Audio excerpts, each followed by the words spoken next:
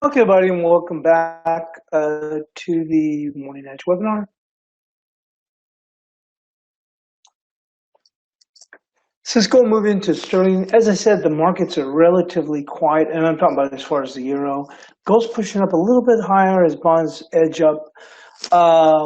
So sterling slipped to an 8-day low against the dollar on Wednesday, just hours before Prime Minister Theresa May was due to trigger 2 years of negotiations to take Britain out of the European Union. 9 months after Britain's voted to leave, May will notify the EU Council President Donald Tusk that the UK really is quitting the bloc. He joined in '73. In a letter due to be hand-delivered by Tim Barrow, Britain's permanent representative to the EU, at around 11:30 GMT. Sterling, which rose to an 8-week high of 26.15 at the start of this week as investors unwound record short positions, was around 2 cents lower than that on Wednesday, down a 0.25% at 24.17. Yeah, the wheels really came off, even far much further than what I would have expected on the cable. But it says in the last 2 weeks we've seen the pound advance, and maybe while the bigger position is still short, in the near term, it looks like there's some reversal of the move into the event, said MUFG's European Head of Global Markets Research in London, Derek Halperney. But I don't think there's any logic behind any sustained selling or increase in volatility at this moment in time. Halperney did say, however, that investors would be keen to see whether the tone of the letter was conciliatory and show Britain was willing to be flexible, which would be sterling positive, and could see it recover the losses of the past 2 days. Against the euro, the pound was flat at 86.87 pence. The Prime Minister, who on Tuesday signed the Brexit letter and spoke to German Chancellor Angela Merkel about the future talks, will update the British Parliament on Wednesday, while Tusk is due to give a briefing to reporters. Some strategists says Tusk's response will be more important for investors than May's letter itself. The more market relevant focus on will be the EU's initial response, wrote ING currency strategist Viraj Patel in a note to clients. This may prove to be the clearest steer yet on whether on course for a soft or hard Brexit. We do see scope for more bad news to weigh on sterling in the next few days. With the 2-year clock officially ticking, should officials place greater initial focus on factors like the divorce bill and divert attention away from the transition deal, then we'd expect sterling to react negatively.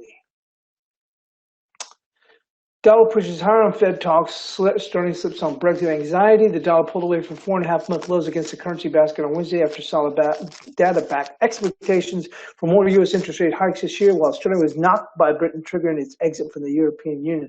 The dollar index, which tracks the greenback of 6 major rival currencies, rose to 99.11, up 0.2%. It managed to crawl off a low of 99.85.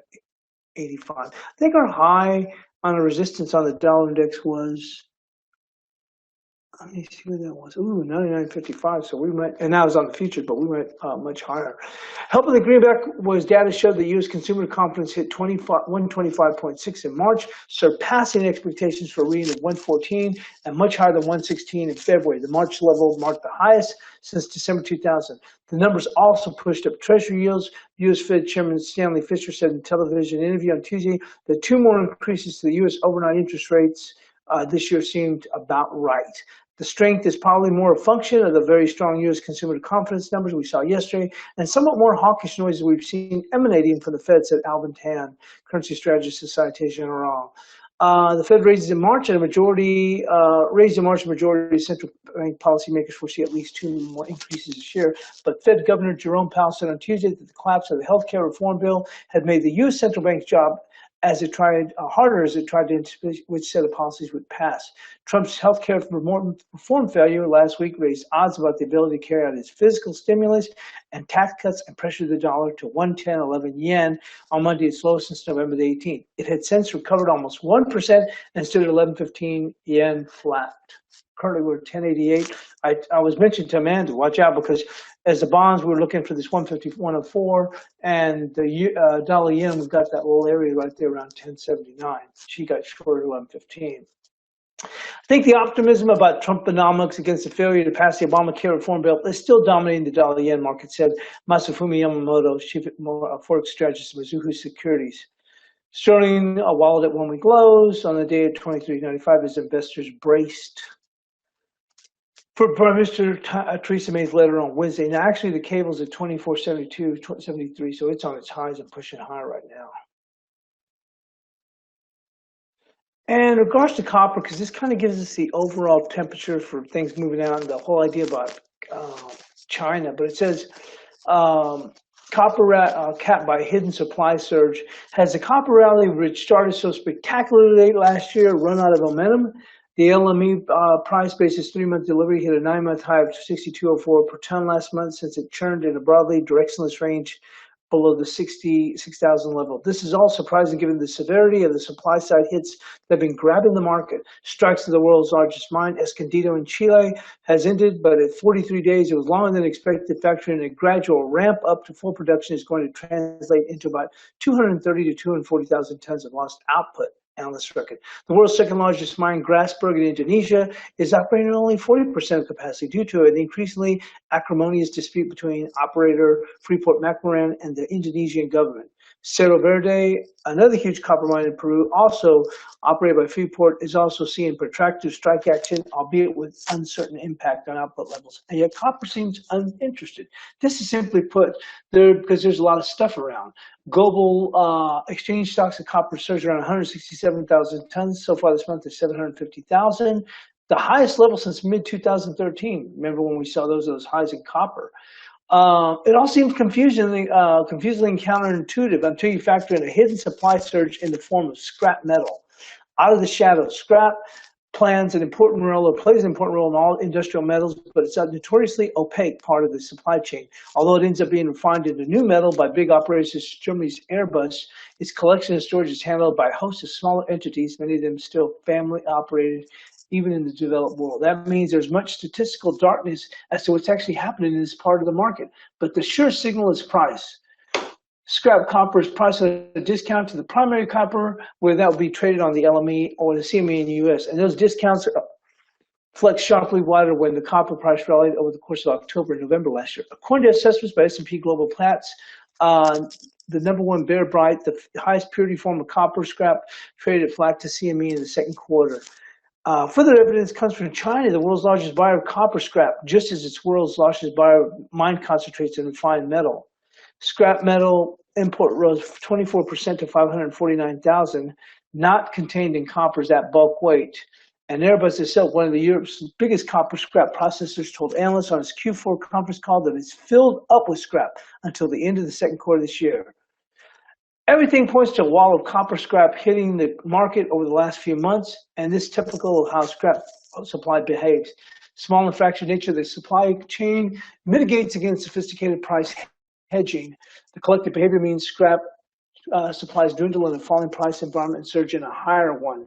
But many factors such as brass and rod mills have also given the availability to feed scrap directly into their product mix. Unlike the wall of mine supply that washed over copper last year, this wall of scrap is much harder to track and quantify. But one analyst, David Wilson at Citi, suggests the scrap supply feed into both production and consumption sides of copper may increase by as much as 1 million tons this year relative to last year. And even though Citi and other analysts are collectively raising their disruption allowance calculations, the global copper mine supply this year, the impact will be largely mitigated by scrap if Wilson's estimates is anywhere near correct.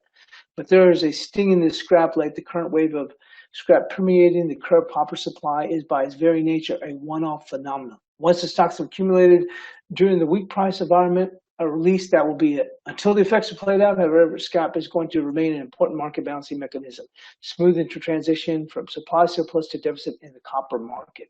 Let's move into the gold, and we'll get going. Gold edged higher on Wednesday as uncertainty about Brexit talks, and gold has moved up to almost 1254, 1253 now.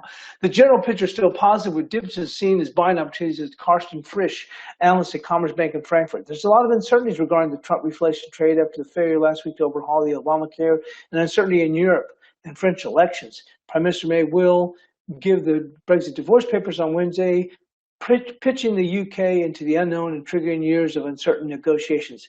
The resurgent US dollar, along with higher US yields and equities, has taken the momentum out of the gold rally for now, says Jeffrey Howley. The metal was also under pressure as to fail to break those 200-day moving average at 1260. Posting the second consecutive down day in Asia. Strong greenback dollar-denominated gold more expensive for holders of currencies, potentially decreasing demand. As for the balance of this week, we think gold will stabilize and possibly push higher, given that Tuesday's advance in equities did not have much of an impact in slowing its upward momentum. In addition, technicals still look constructive, just as physical demand seems to be improving. Other precious metals, palladium, were down 0.3 to 790.47. Now, The last thing is going to be the oil. Oil prices extended gains on Wednesday, despite industry data showing an increase in U.S. crude inventories. Oil production for the Western Libyan fields and Wafa has been blocked by armed protesters, reducing output by some 250,000 barrels per day, which that allowed the crude to come up. But we've since pulled back. I'm looking at it on the 5-minute chart. And the U.S. Inventory Information Administration is due to publish official U.S. crude and fuel product data on Wednesday. As markets remain bloated, halfway into cuts, there's a broad expectation supply reductions will be prolonged into the second half. So let's go and move into the charts now.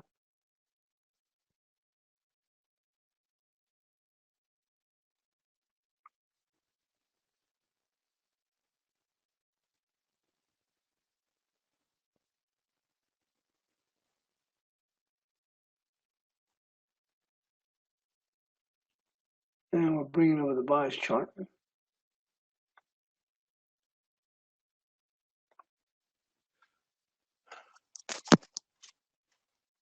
So we had our resistance on that 61%, that 934, in case we were to get that dip in the SPOOs, and our support came in at 808.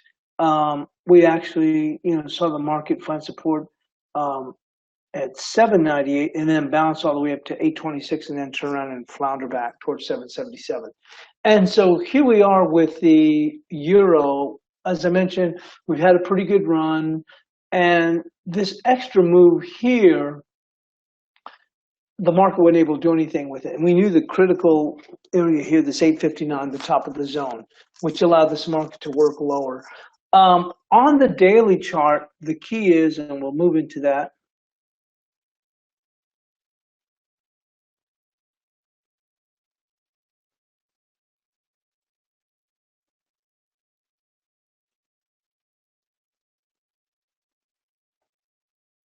is right here, the 762 on the daily chart.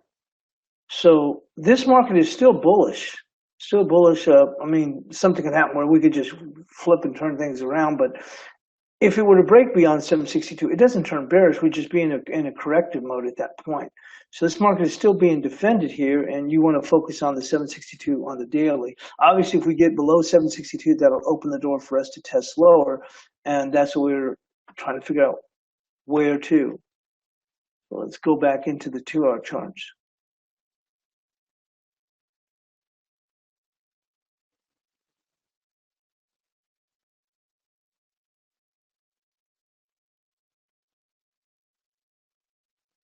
We've got support here at 758. And we already talked about the significance of the 762 on the daily. And we've got the 38% of this move.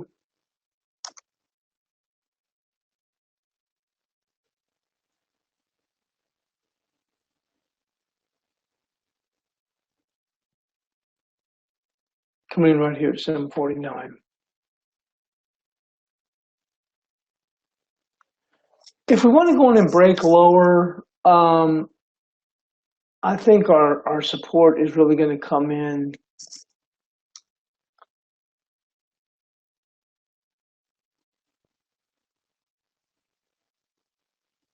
a little bit of a stretch would be down here to 734. I'm not sure if we'd make it immediately down to 734, but that's where you'd see a bounce. And it's really in between 734, 740, but a little bit of a stretch here.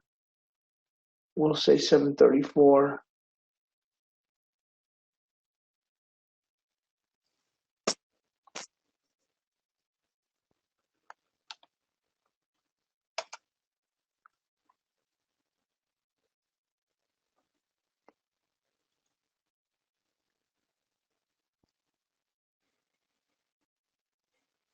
And resistance is going to be this 820 right there.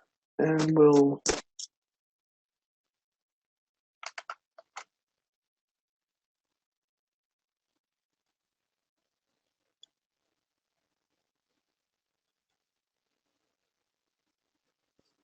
right there. In order for this market to get up to challenge those highs, we have to close above 820. And we'll take a look at that closer on the 30-minute.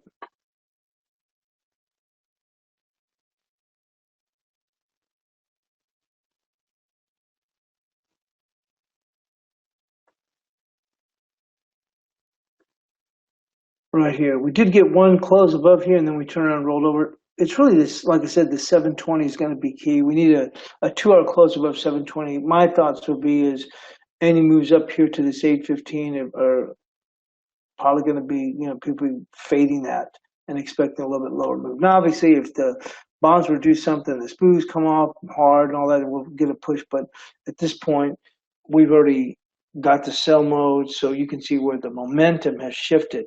And we discussed that earlier, how we had this big run and how we made this extra move, but we just couldn't get over the hump when we made that extra move. So the momentum started changing. Once we got below here, now we're in the sell mode.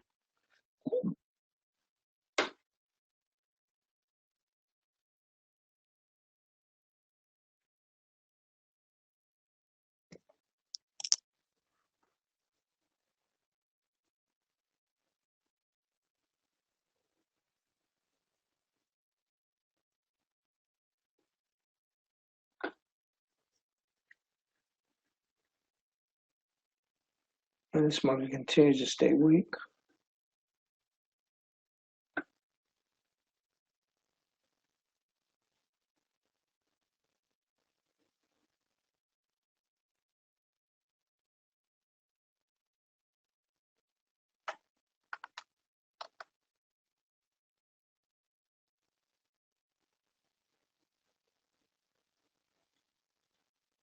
The resistance would be lower than that, but for right now, we're going to keep it at this 820 because that's going to be key.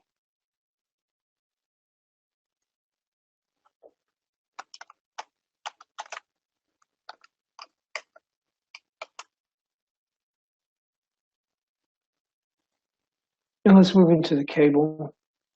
We really saw the wheels come off the caboose on this thing.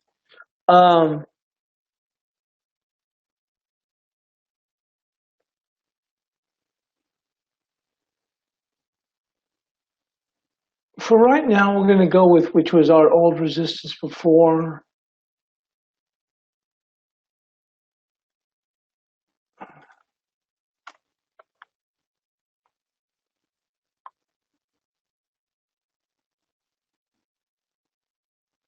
We're actually going to make it there, 2509.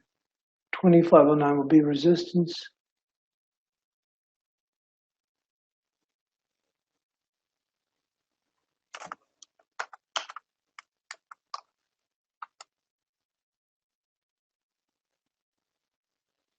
And support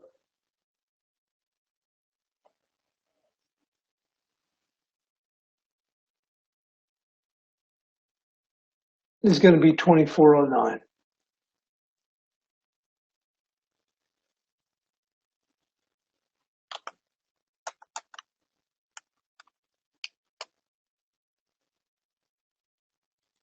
So you can see right here, just above that at 2509.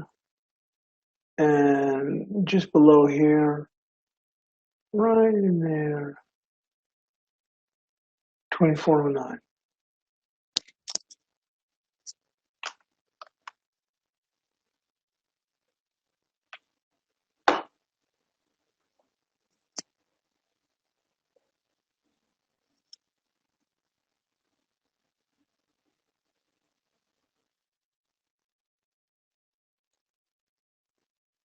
And we'll move into the Aussie.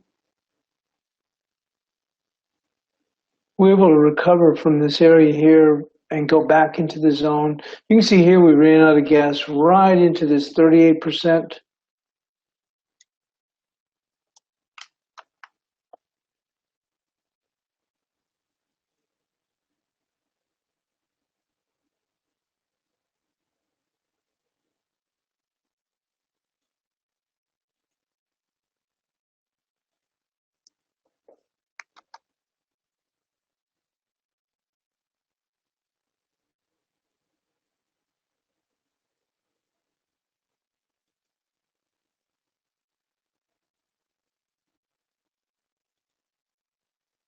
Actually, we moved almost up to the 50%. So,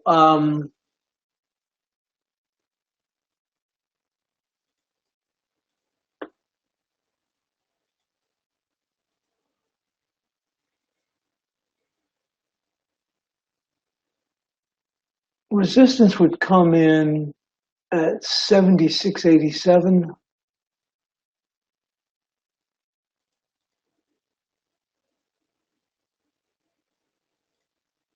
And the euro taking a little bit of a dip right here.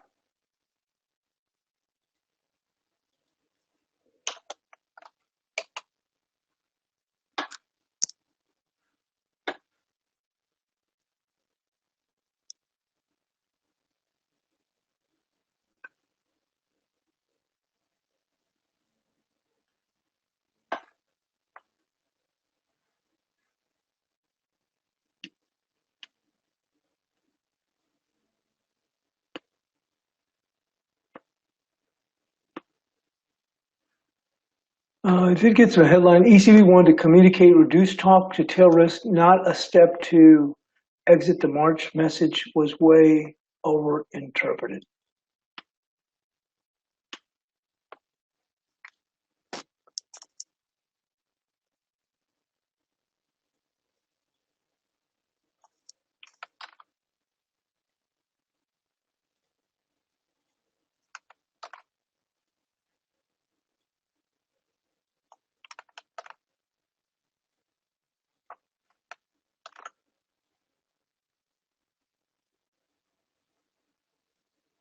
So they get that tip that it's actually still sending the euro lower.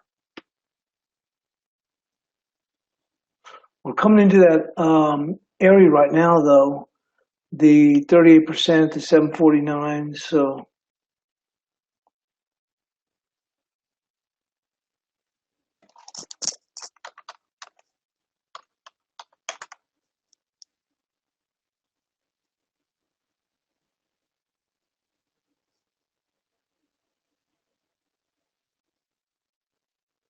we just took that dip to the 749 right there, which was at 38%.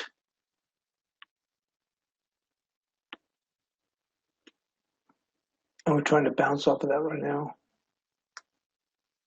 Went to, looks like we went right to 750 on the spot.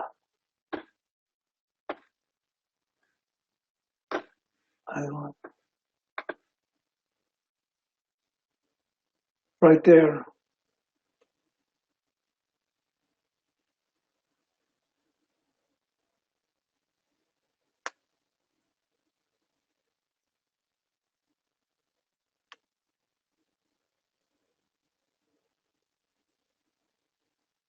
Getting a bounce back up.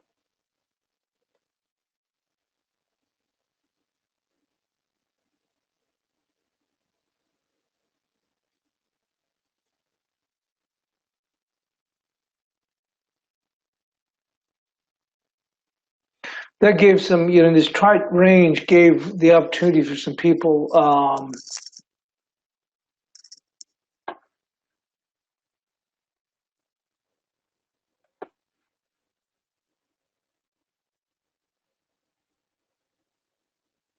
may also mention some things about the letter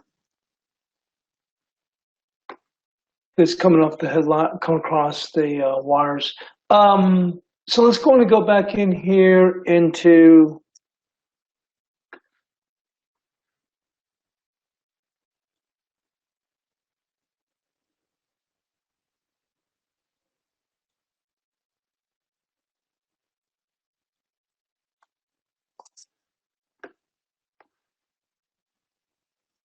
the Aussie, and for support,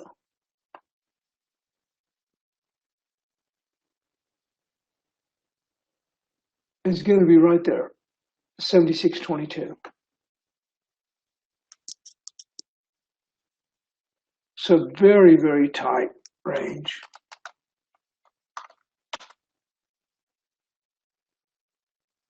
Have the euro still dipping back towards those lows right here.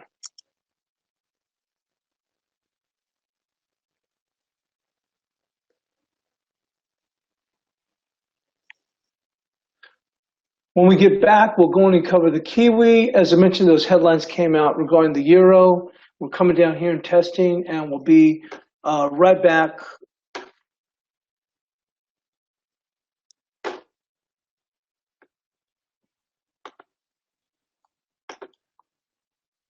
Thanks for joining us here on the Morning Edge.